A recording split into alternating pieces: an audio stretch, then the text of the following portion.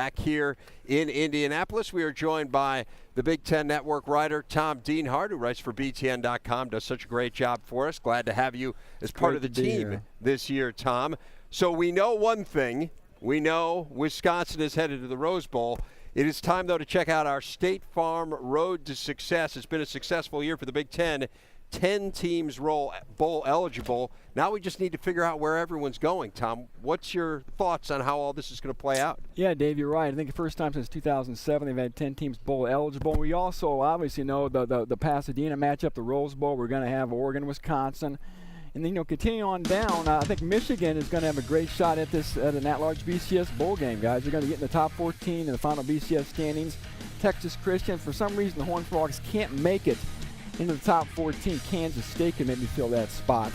Capital One boys start going down into Florida, Nebraska, South Carolina. Good matchup, Bo Pelini versus Steve Spurrier. And then, of course, we're still going down to Tampa, Florida with the Outback Bowl. That's where we're going to have the loser of tonight's game, Michigan State taking on the Georgia Bulldogs. Gator Bowl. I mean, how about Ohio State, Florida? That's a matchup people have been talking about for quite a while. Of course, Urban Meyer can't coach that game, but still, great matchup between Meyer, his new team, and his former team. Insight Bowl, Iowa going back to Arizona to play Texas. Now, there's a chance I think Oklahoma could maybe slip in there instead of the Longhorns.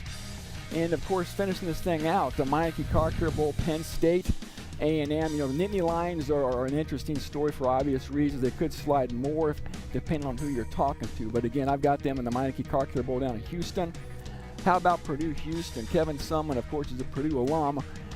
Going against his alma mater. Of course, the Cougars were thinking a lot bigger than this, and they had a shot at the Sugar Bowl. Of course, they laid a big egg today against Southern Miss. And then you had Northwestern going to the Little Caesars Bowl, and then Illinois picking up an at-large bid and going to San Francisco. Yeah, Dave, there's only so many spots that the Big Ten already has locked up. The 8 bowl spots they've had the agreements with. And, again, for Illinois to get a spot, they're going to have to go to a bowl that does not have a Big Ten agreement. And I think that Kraft Hunger Bowl out in San Francisco is their best shot to play UCLA.